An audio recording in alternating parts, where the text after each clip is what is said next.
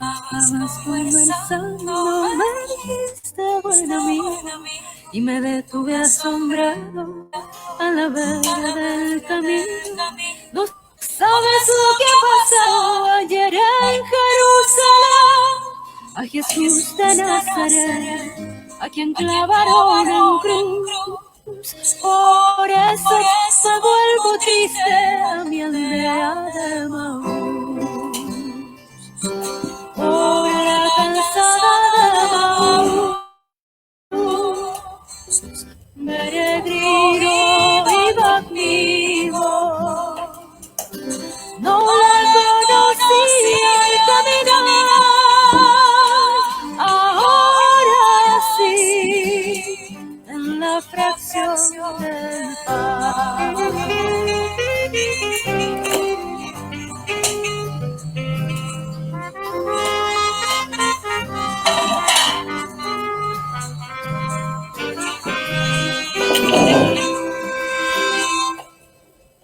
Van 3 días que se ha muerto y se acaba mi esperanza.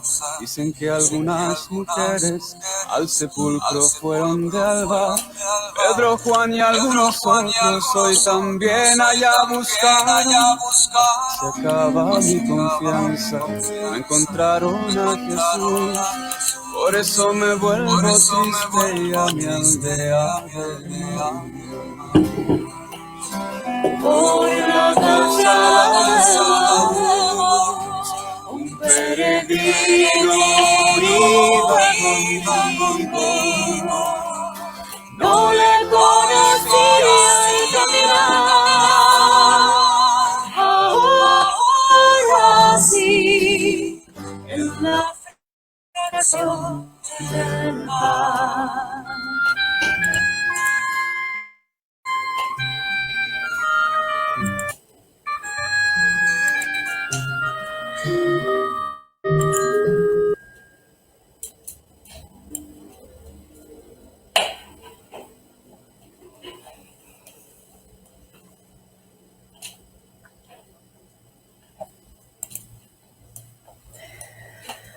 Hola, muy buenas tardes, amigos, amigas.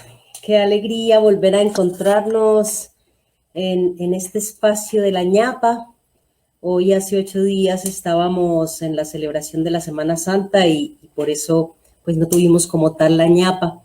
Pero hoy estamos aquí de nuevo en la tercera temporada, la 9ª emisión de la tercera temporada de la ñapa con Judith y compañía.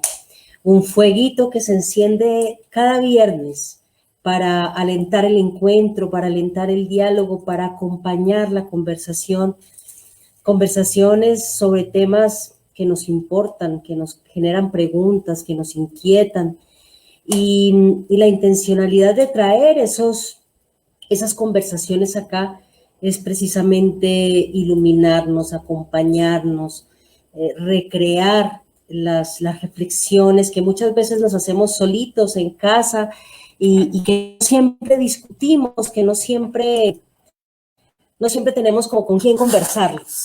Y precisamente esa es la intención de la ñapa, traer temas que no siempre tenemos con quién conversar, pero que nos generan preguntas, inquietudes, y por eso estamos acá. Hola, hermanito, gracias, qué rico saberte por aquí. Y bueno, bienvenidas y bienvenidos a todos y a todas los que se están conectando ya. Y hoy hemos traído una pregunta que me ha impactado bastante. Con mi saludo de Pascua me rebotó una pregunta que alguien me dice: Judith, ¿y cómo saber si Jesús está resucitado en nuestra vida? Y yo pensé, esa pregunta amerita una ñapa. Esa pregunta no se puede responder en un chat rápidamente por salir del paso. Es una pregunta auténtica, es una pregunta nacida del corazón.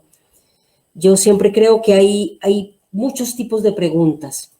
Hay preguntas que las hemos visto también en el Evangelio, las que le hacían los fariseos a Jesús, preguntas que hacemos por corchar. Entonces, quiero corcharte, entonces te hago una pregunta con una trampita para corcharte. Hay preguntas que hacemos para querer escuchar algo que quizá queremos escuchar. Es decir, como si ya tuviéramos parte de la respuesta y quisiéramos bien confirmar.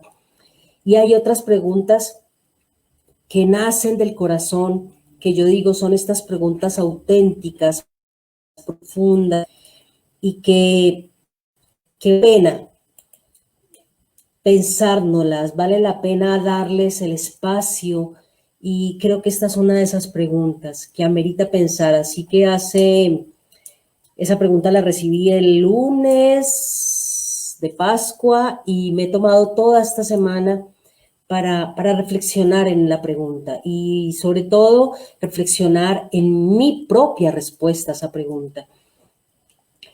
También creo que esa pregunta puede tener infinitas respuestas. ¿Por qué infinitas? Porque la pregunta de cómo saber si Jesús está resucitado en mi vida tiene por lo menos dos factores, como mínimo, dos factores que pueden transformar. Primero, ¿quién es Jesús para mí? Estoy preguntando por una persona, ¿qué concepto tengo de esa persona?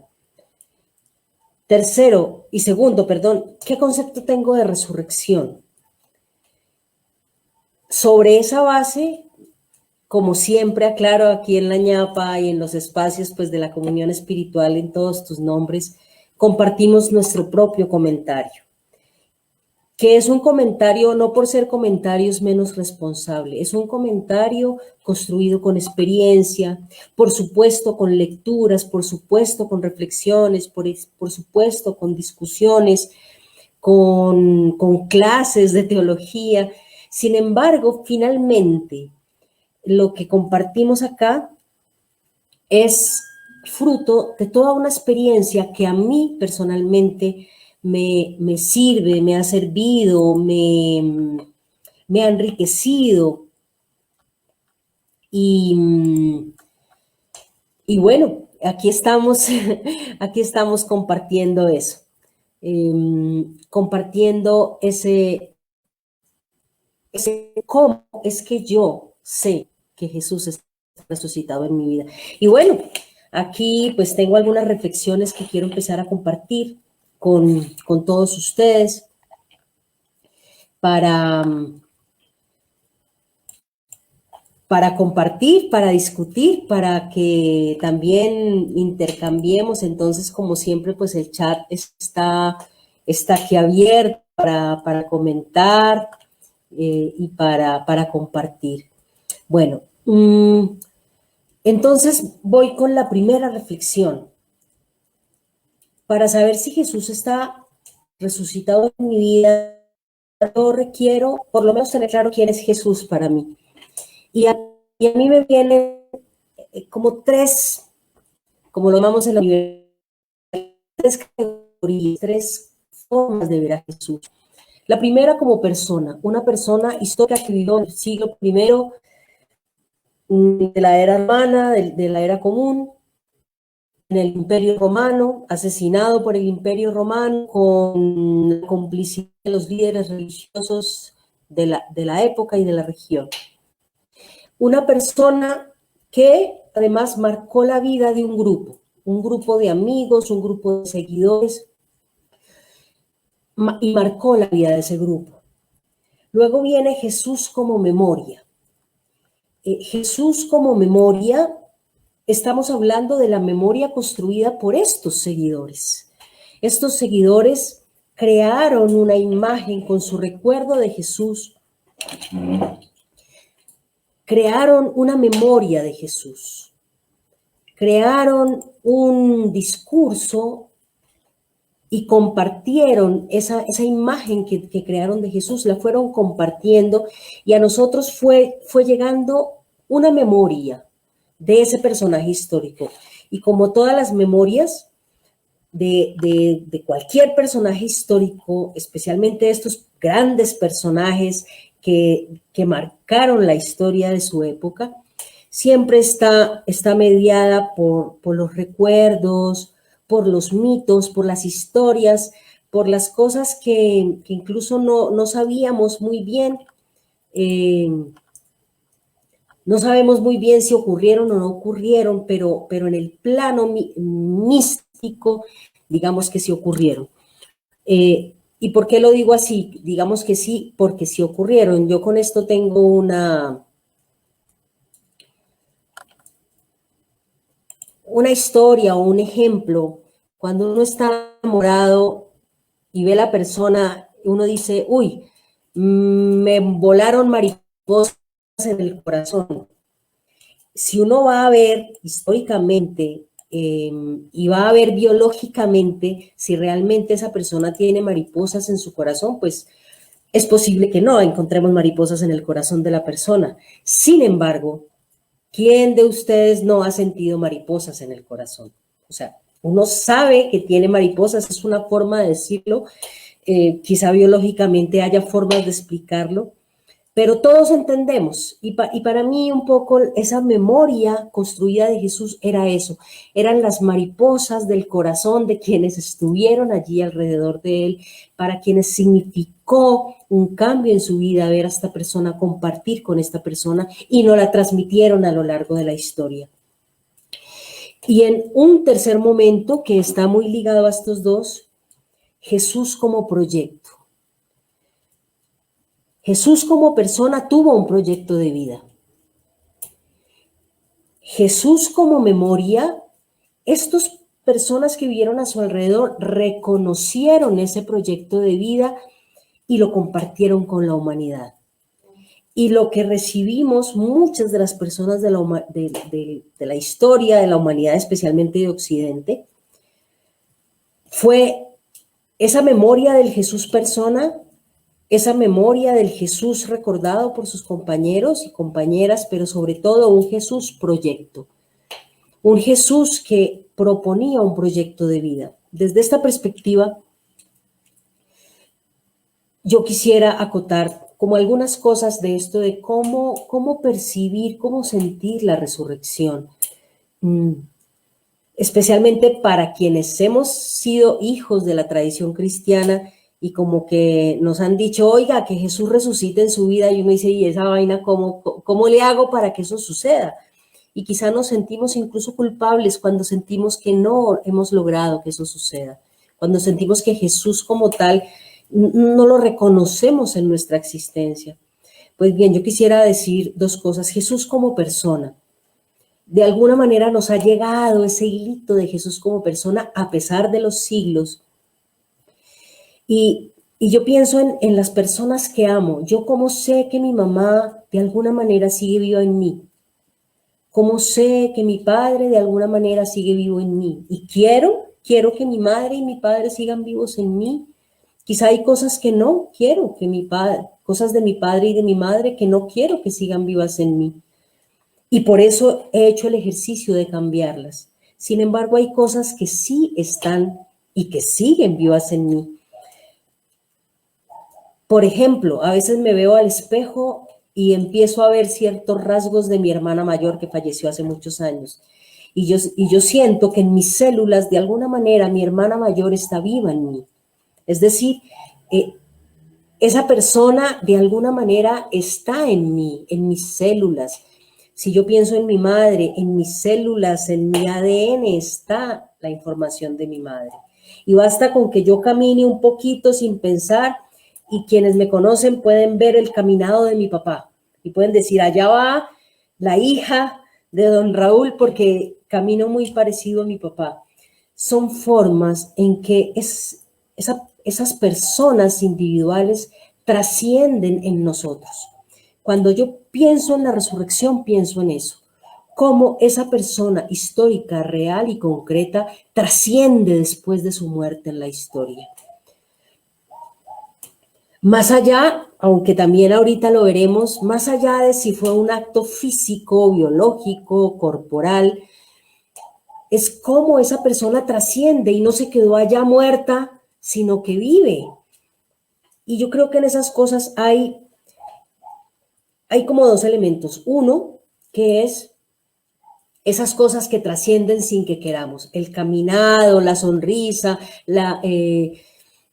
formas de actuar, Yo recuerdo que mi mamá decía siempre, Santa Bárbara bendita, San Pascual bailón, y yo siempre recuerdo esas expresiones. Hay otra expresión que mi mamá decía mucho, que es, si mal no estoy, es de Santa Teresa de Jesús, yo la he buscado, pero no he confirmado. Dios escribe derecho en renglones torcidos. Y creo que todos mis amigos, las personas a las que yo he aconsejado, siempre les he repetido eso. Dios escribe derecho en renglones torcidos. Es decir, por más torcida que se vea la realidad, Dios se encarga de escribir una buena historia allí. Y eso me ha acompañado mucho. Esas son las formas como mi madre, por ejemplo, está en mí. Pero hay otras que son acciones conscientes que yo hago para mantenerla viva, que es, por ejemplo, a veces en diciembre cocinar la ensalada de papa que ella me hacía, o cada tanto, bueno, todos los viernes hago pan, y siempre hago pan y la recuerdo a ella, además de recordar mucha gente, pero yo aprendí a hacer pan de manos de mi madre. Entonces son acciones que yo hago conscientemente en memoria de ella, recordándola y además recordando los valores que la motivaban. Mi mamá era una persona muy sensible a los animales, ella incluso lloraba con los animalitos de la calle y eso ha hecho que yo sea tan sensible que busco la manera de ayudarlos, de llevarles comida, de servirles un poquito de agua. Es mi manera de mantener viva la memoria de mi madre. Y de la misma manera podemos pensar en Jesús. Si hay acciones de ese Jesús que yo quiero mantener vivas en mi camino, pues yo puedo hacerlas. De hecho, ¿de dónde nace la Eucaristía? Lo que conocemos como la misa o en las tradiciones, algunas tradiciones, la Santa Cena, el culto cristiano, que en donde siempre está presente el pan y el vino. ¿Por qué nace? Por la memoria, precisamente, por el deseo de las personas de mantener viva esa memoria. Entonces hay dos maneras como de reconocer. Primero, ver esas características que están en mí, incluso sin yo trabajarlas. Pero hay otras características que yo sí trabajo, que yo me pongo en la tarea. Para mí, estas personas que han inspirado nuestra vida, y muy especialmente personas como Jesús, como el Buda, como Bahá'u'lláh, como, bueno, la Madre Teresa, Monseñor Romero, bueno, hay muchos personajes y quizá para algunos de nosotros haya muchos otros personajes. Yo como persona que le gusta la música tengo varios cantantes que admiro mucho, que me encantan, que me fascinan. Y yo creo que muchos de estos personajes, ¿por qué nos tocan? Porque yo creo que en el fondo estas personas fueron, su mejor ejemplo, su mejor legado es que fueron auténticas a sí mismas, que fueron leales consigo mismas. Y por tanto nos están recordando algo de nosotros mismos. Yo siempre creo que cuando uno tiene un ídolo, uy, esa persona cómo baila de bien, es porque quizá yo en el fondo tengo ese anhelo de bailar como ella y quizá si me pongo las pilas y entreno y ensayo, puedo ser como ella. Esa es como la función de los ídolos. La función de tener un ídolo, la función de tener un personaje que admira a uno es quizá como darse cuenta que yo puedo llegar allá. Hay un proverbio chino que yo repito mucho y es que a veces cuando el sabio señala la luna, el tonto se queda mirando el dedo. Y yo creo que estos grandes hombres y mujeres que señalaron la luna, muchas veces nos quedamos mirando el dedo. Vemos a Jesús, pero no vemos a dónde señalaba Jesús. Vemos a la Madre Teresa, pero no vemos a dónde señalaba la Madre Teresa. Y una de las cosas en las que coinciden todos los hombres y mujeres de Dios es que no estaban centrados o centradas en sí mismos. Estaban centrados en el amor a Dios y a la humanidad. Hasta ahora no conozco ningún santo, como se llame, santo, santa de Dios, que viva para sí, que viva para ser alabado, para ser servido, para ser aplaudido. Hasta ahora lo que he visto es que son personas, y Jesús nos lo mostró y nos lo muestra esa memoria y ese proyecto del que nos hablan los evangelios, un hombre que vivió para Dios y para la humanidad. Un ser humano que además creó un grupo que no vivían para sí mismos, sino para los demás. Entonces, ¿cómo sé yo si Jesús está vivo en mi vida? Yo me preguntaría, ¿qué tanto soy leal a mí misma? ¿Qué tanto soy fiel a mis valores? ¿Qué tanto soy fiel a mis principios? ¿Qué tanto estoy buscando alinearme con los valores que me convencen de ese evangelio? Por ejemplo, a mí me convencen algunos valores de ese hombre histórico. Me convence su honestidad y su libertad. Él no tenía que estar escondiéndose ni usando trapitos. Yo siempre digo que el Jesús histórico fue clavado desnudo, como todos los crucificados de la época. Pero nosotros le ponemos trapito para que no se le vea. Y así como le ponemos trapitos a él, le ponemos trapitos a todo para ocultar nuestra libertad, nuestra honestidad. Jesús no se escondió detrás de nadie. Jesús fue quien fue, honesto y libre.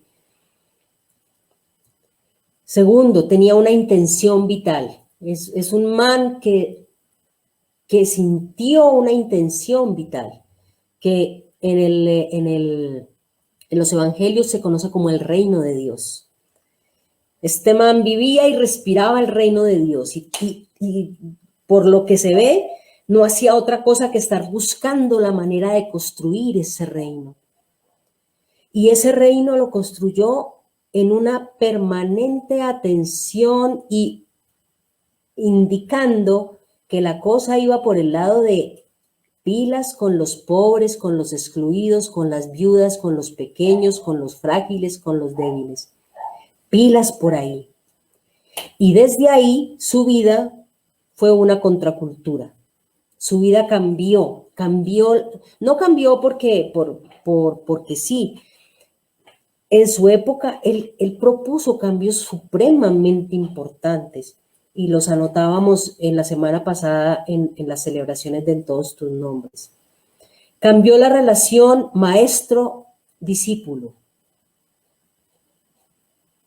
Se puso a lavarle los pies a sus amigos y eso nos lo hizo caer en cuenta nuestro hermano Ali en la celebración del Jueves Santo. Trastocó la relación maestro-discípulo.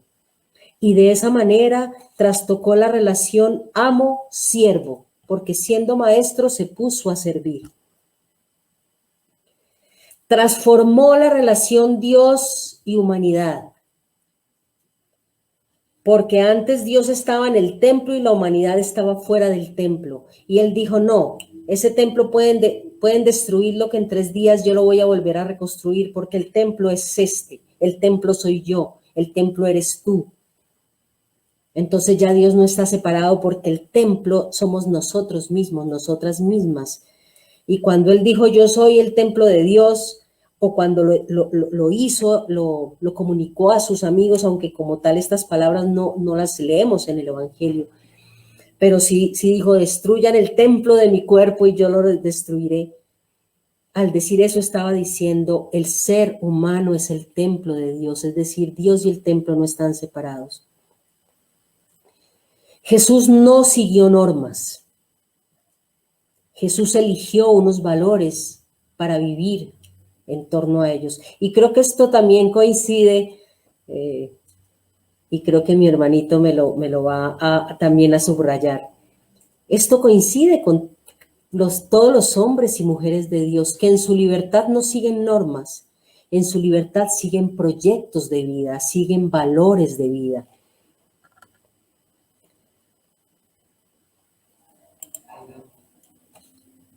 Entonces la pregunta es, bueno, estos valores, y quizás sí, si quienes están acá quieren seguir acotando valores que les convencen de este personaje histórico o de la memoria que recibimos o del proyecto que nos llegó.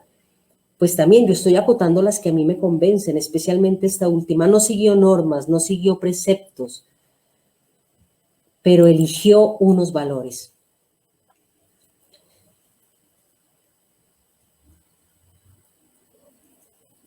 Qué bonito esto, hermanito. Me encanta. Andrés Ali nos dice, quiero pensar que los judíos de aquel entonces esperaban el Mesías. No obstante, Jesús decidió ser el Mesías. Jesús tomó la decisión de ser aquello que el mundo necesitaba. Determinación que nos invita a ser los Cristos de nuestro tiempo. Me gusta ese Jesús proyecto de memoria. Me encanta eso. Pocos elegimos o eligen ser lo que la humanidad necesita. Porque en el fondo estamos centrados en nosotros mismos, no estamos centrados en el amor y en Dios como lo estaban Jesús y estos personajes, o estos otros profetas y profetisas. ¿Cómo yo elijo ser lo que mi mundo necesita? Si lo viéramos de esa manera, ¿qué está necesitando nuestro mundo? Quizá no está necesitando un Mesías como lo necesitaban en aquella época, pero quizá está necesitando una palabra de aliento. Quizá el mundo está necesitando una mesa abierta. Quizá el mundo esté necesitado de un oído que escucha. La pregunta es, ¿estás tú y yo, estamos dispuestas a elegir ser aquello que nuestro mundo necesita? ¿Estamos dispuestos y dispuestas a elegir ser honestidad, ser libertad, ser liberación, ser presencia viva para los pobres, los excluidos, los que más necesitan, para tener un propósito y para ser contracultura, aunque eso implique que a veces nos traten mal, nos salpiquen, nos insulten, incluso nos crucifiquen? Para mí esa sería la pregunta. ¿Cómo sé yo que Jesús está resucitado en mi vida? La pregunta que yo me hago es, ¿estoy buscando coincidir con estos valores? ¿Estoy buscando coincidir con estas formas de vida? Y aquí yo preguntaría, no solo Jesús, ¿qué personaje admiras tú de la historia? Y pregúntate, ¿estoy yo coincidiendo, permitiendo que mi vida coincida con esos valores? Con estos valores del servicio, del amor, del cuidado.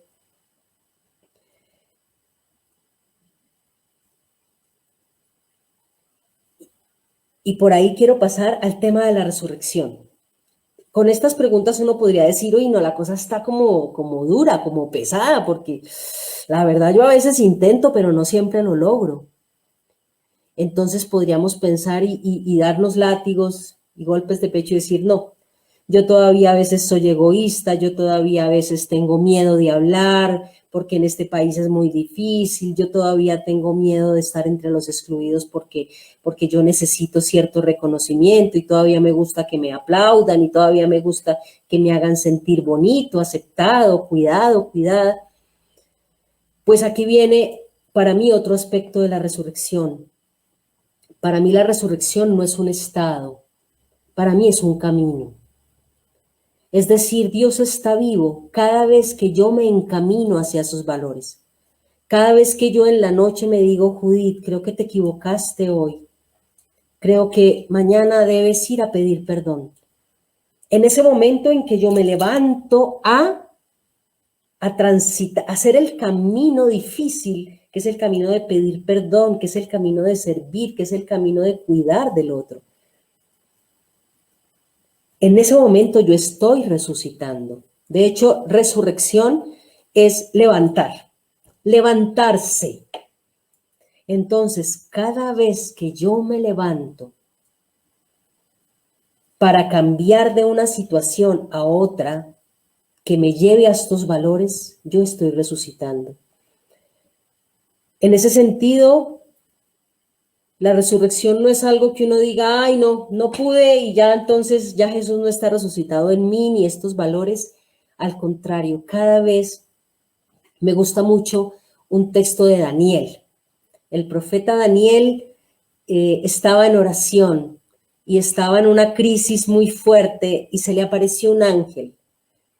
Y él se asustó y el ángel le dijo, no temas, Daniel, porque desde el mismo momento en que intentaste de corazón por primera vez servir a tu Señor, desde ese momento yo estoy contigo. Es decir, no tenemos ya que ser santos, no tenemos ya que ser perfectos, sino que cada vez que elegimos levantarnos para asimilar nuestra vida a los valores en los cuales creemos, para asimilar nuestra vida al amor a mí misma, al cuidado de mí misma, a la fidelidad conmigo misma y con Dios y con el mundo, estoy resucitando. Esa es mi visión. De hecho, la Pascua cristiana, como ya sabemos, tiene su origen en la Pascua judía. La Pascua judía consistía en salir de la tierra de la esclavitud para transitar hacia la tierra de la libertad. ¿Qué significa levantarse? Levantarse para moverse. A mí me encanta esto, la resurrección como el levantarse. Es decir, todos los días puedo resucitar si yo me levanto con esperanza, con ilusión, con la intención y el compromiso de hacerlo mejor que ayer. Y se me venían. ¿Cuántas veces yo me levanto para salir de la tierra de la esclavitud a la tierra de la libertad? Es mi decisión. Levantarme para salir de la tierra del miedo a la tierra de la confianza. Es mi decisión. Claro, hay que hacer un trabajo. Hay que movilizarse. Quizá incluso ir a terapia para trabajar el miedo o buscar la manera de trabajar los traumas, el egoísmo. Levantarme para transitar de la tierra del egoísmo hacia la tierra de la solidaridad. Levantarme para salir de mi soledad angustiada y temerosa a la tierra del encuentro.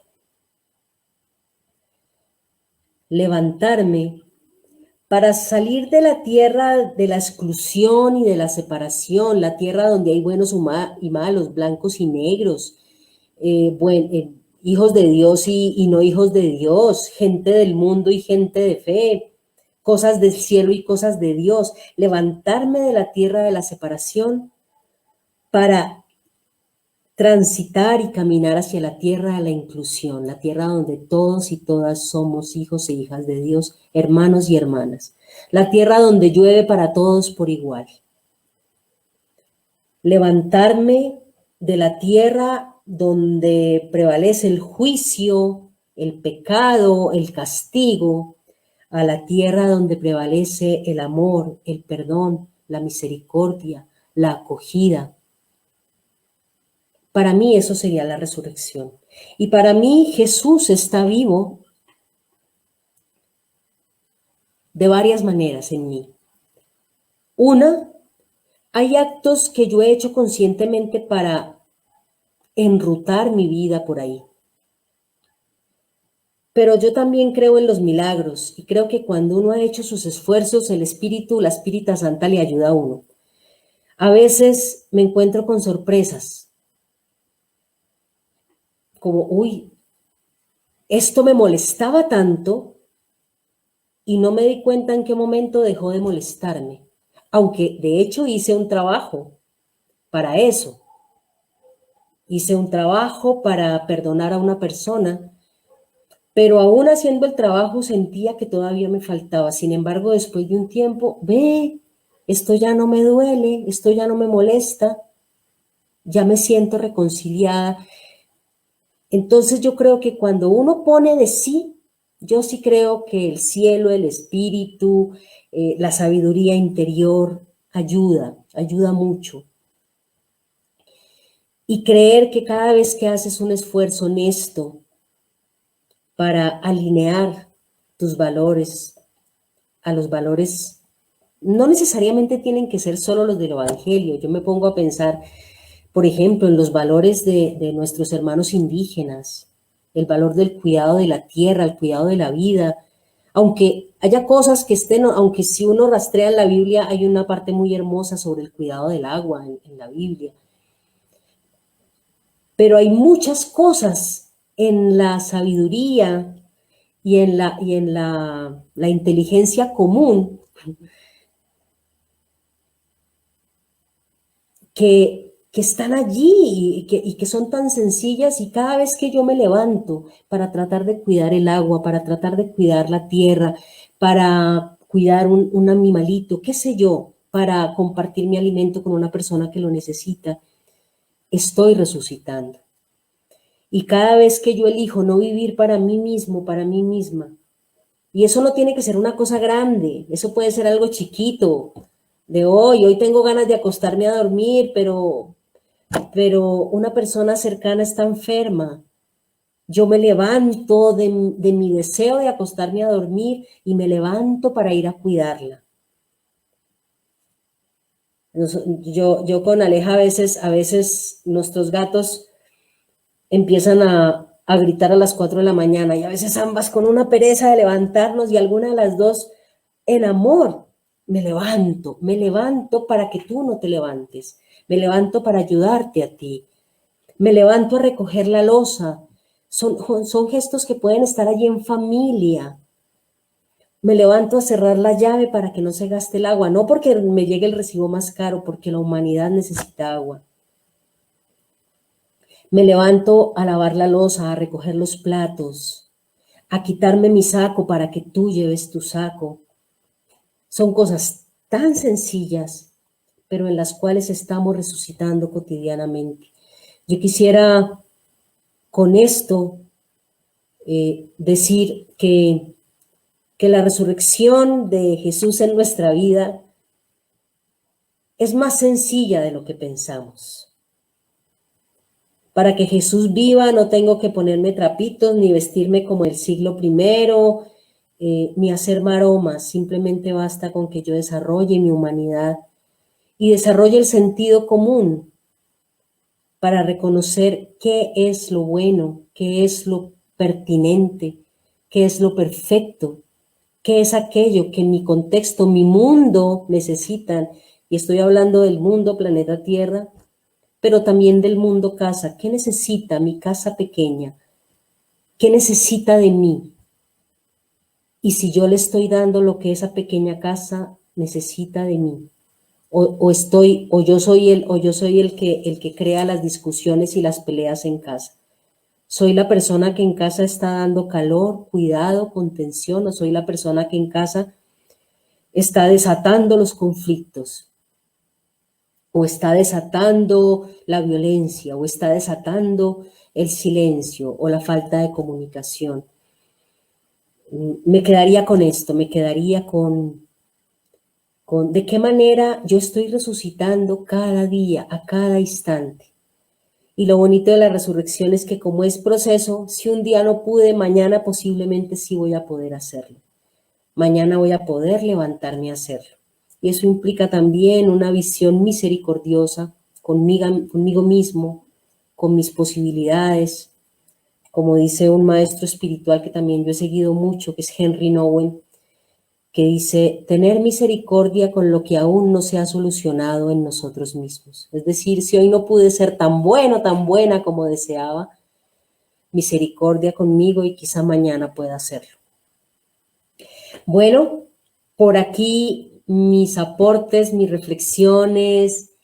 Gracias también por sus aportes, sus reflexiones. Ya saben que la ñapa es un espacio abierto para traer preguntas, inquietudes, y para que sigamos conversando. Y bueno, desde la comunión espiritual en todos tus nombres, pues también agradecerles por siempre caminar con nosotras, con nosotres. Vamos Hoy es viernes, mañana sábado tendremos el viaje del alma y el domingo a las 11 de la mañana tendremos la celebración dominical. Igualmente todos los martes tendremos la lección divina y el próximo viernes a las 6 de la tarde de nuevo la ñapa. Un abrazo, se les quiere mucho y por aquí nos vemos.